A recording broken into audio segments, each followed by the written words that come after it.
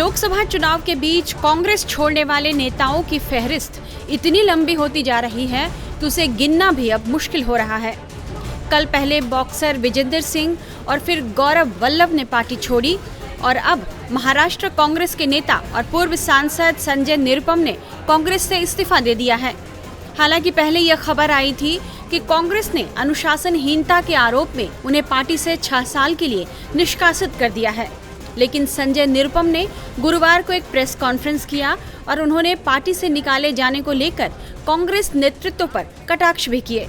उन्होंने दावा किया कि पार्टी ने ऐसा नहीं किया है, बल्कि उन्होंने अपनी ओर से इस्तीफा भेजा, उसके बाद निष्कासन का पत्र आया।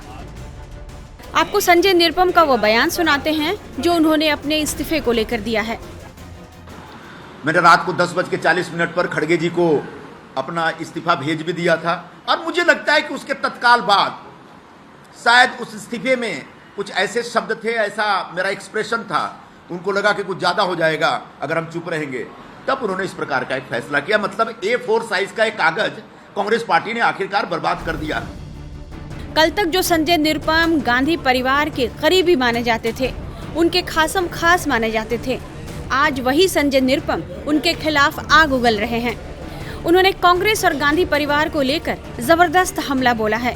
उन्होंने कहा कांग्रेस में 5 पावर सेंटर बन गए हैं, जिसमें सोनिया गांधी और प्रियंका गांधी भी शामिल हैं। दूसरे आदरणीय राहुल गांधी जी का भी एक अपना पावर सेंटर है, उनके आसपास भी एक कोठरी है जो अपनी दुकान चलाता रहता है। फिर बहन जी की भी एक अपनी कोठरी है, वो अपने ढंग से एक्सर्ट करती रहती हैं, अपना पावर एक्सर्ट करती रहती हैं।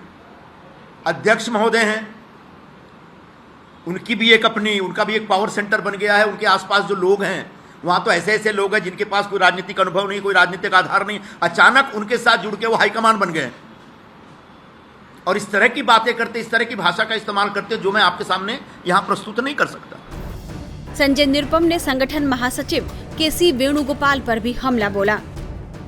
और आखिरी एक जो पावर सेंटर है जनरल सेक्रेटरी ऑर्गेनाइजेशन का, वेणुगोपाल जी का, वो भी एक पावर सेंटर बना हुआ है भाई। वो भी अपने ढंग से अपनी राजनीति करते रहते हैं। संजय निरुपम ने यह भी आरोप लगाया कि कांग्रेस पार्टी पूरी तरह से बिखरी हुई है। पार्टी नेताओं के खिलाफ तीखा हमला बोलते हुए उन्होंने कहा कि कांग्रेस ने भगवान राम के अस्तित्व को नकार दिया है और कांग्रेस के अंदर धार्मिक होने का विरोध किया जाता है। बताया जा रहा है कि संजय निरुपम मुंबई उत्तर पश्चिम लोकसभा क्षेत्र से टिकट की उम्मीद लगाए बैठे थे, लेकिन इंडी अलायंस की सहयोगी दल शिवसेना उद्धव ठाकरे गुट ने इस सीट से अपने उम्मीदवार का ऐलान कर दिया। उद्धव गुट ने मुंबई उत्तर पश्चिम सीट से अमोल कीर्तिकर को अपना उम्मीदवार बनाया है।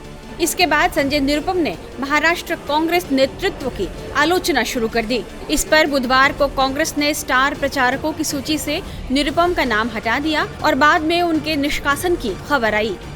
आपको बता दें कि कांग्रेस में आने से पहले संजय निरुपम शिवसेना में थे। उन्होंने 2005 में शिवसेना छोड़ दी। उन्होंने उत्तर भारतीय फेरी वालों का मुद्दा उठाया और बाद में कांग्रेस में आ गए। 2009 में उन्होंने मुंबई उत्तर सीट से चुनाव लड़ा और जीते भी। हालांकि 2014 में उसी निर्वाचन क्षेत्र से वे फिर से चुनाव लड़े, लेकिन बीजेपी के गोपाल शेट्टी के खिलाफ चुनाव हार गए थे। संजय निरुपम महाराष्ट्र कांग्रेस का एक जाना पहचाना नाम है और उनका पार्टी छोड़ना महाराष्ट्र कांग्रेस के लिए एक बड़ा झटका है। महाराष्ट्र कांग्रेस से पहले ही अशोक चौहान और मिलिंद देवड़ा ने इस्तीफा दे दिया है। अशोक चौहान बीजेपी में शामिल हो चुके हैं और मिलिंद देवड़ा एकनाथ शिंदे गुट की शिवसेना में चले गए हैं। अब देखना होगा कि संजय निरुपम का अगला कदम क्या होता है। टाइम्स नाउ नवभारत डिजिटल की रिपोर्ट।